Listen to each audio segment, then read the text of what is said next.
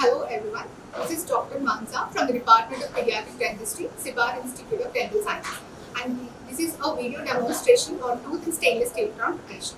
The stainless steel crown is a semi-permanent full coverage restoration indicated for vital and non-vital primary teeth in various conditions. For preparation of a stainless steel crown, the armamentarium that are included are hand instruments like mouth mirror, probe, explorer, tweezer, spoon excavator, PFI, against spatula.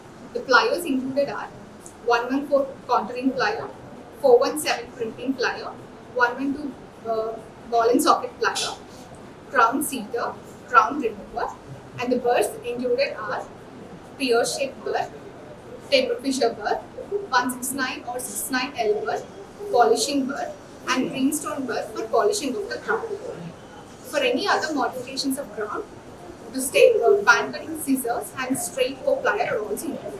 Additional armamentarium included are divider, scale, glass marking pencil, backsheet, T-pan, and for the cementation, floating cement has been included.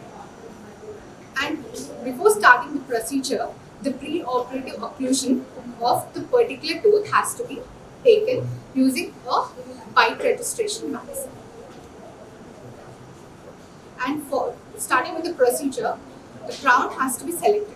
There are various number of stainless steel crowns ranging from 2 to 7 size. And among these, one crown has to be selected following 3 methods. First method is measuring the tooth that has to be trimmed. The meso-distal dimension has to be measured with the aid of a divider scale or vernier calipers or boiler gauge. The second method is trial and error method. Third method is measuring the contralateral tooth dimension. Once the crown selection has been done, in case of patient, LA has to be administered, preferably infiltration, followed by placement of a wedge or a T-band to prevent the nicking of adjacent teeth. Now, starting with the tooth preparation, occlusion reduction of 1 to 1.5 mm with the aid of pear-shaped burr is done following the cuspal contour.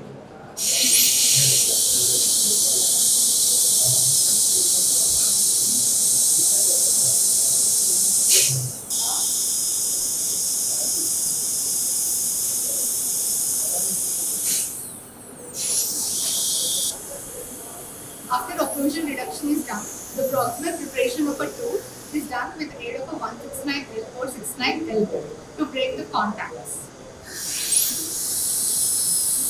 The burr has to be directed at 45 degrees angulation.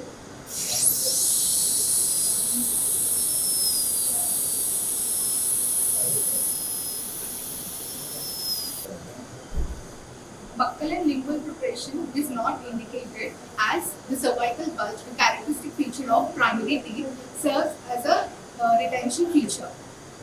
But occlusal convergence, that is buccal and lingual convergence, can be given to the primary teeth with the aid of a taper fissure burr only at the occlusal 1/3 of the tooth. After the tooth preparation, any sharp points or line angles has to be rounded with the aid of a polishing burr. This completes the tooth preparation for a stainless steel crown. Once the tooth preparation is done, it has to be evaluated for occlusal clearance with the aid of a bite registration wax where the indentation should not be placed on the back sheet of the prepared tooth. Next, the proximal contour has to be checked for any ledges or contact points if any.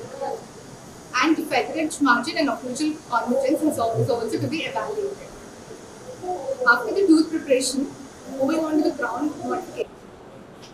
Modern anatomically contoured crowns does not require any modification, but for the optimal adaptation, it has to be modified only at the margins of the crown. Starting with the crown modification, the first step is festool. This is done with the aid of a green stone burr only at the proximal surfaces of the crown. It aids the ease of placement and limits the false blanching signs. And this has to be done following the proximal contour of the prepared tooth. Followed by festooling, the crown has to be contoured with the aid of a Johnson contouring plier to obtain a proper contour of the tooth. The plier has to be placed in this manner and it has to be pressed to obtain the proper original contour of the natural teeth. After contouring is done, crimping has to be done by walking the plier on the margins of the whole crown. provides a proper gingival health. For adaptation of the crown acts as a catch point for the bacteria that leads to the gingival and periodontal diseases. Once the contouring and crimping is done, the crown has to be adapted, seated from the lingual side to the buccal side. A proper fit crown shows resistance to the placement and also should have a snap fit. And it should extend 1 mm subgingivally. If there is presence of any blanching, it indicates there is an overextension of the crown. It has to be marked with the aid of a glass marking pencil or a scaler and has to be reduced. If the crown does not fit properly or does not seat properly, it indicates that the occlusal reduction has not been done properly, or the proximal contacts have not been broken, or there is a presence of ledge which has to be modified accordingly. Right? Fit of the crown. Cementation has to be done with the aid of a luting cement, that is RMGIC or GIC or reinforced GIC. The cement has to be filled to the 2/3 of the crown and has to be placed on the prepared tooth. Once the placement is done, it has to be kept under pressure with the aid of a bucking force. The excess cement, whichever is present on the proximal surfaces of the tooth, should be removed with the aid of an ultrasonic scaler or a floss. This completes the tooth preparation and stainless steel crown modification. After placement of the crown, the patient is instructed to avoid heavy chewing for 24 hours and is instructed to maintain oral hygiene. Patient is recalled after 6 months. This completes the stainless steel crown preparation and instructions. Thank you.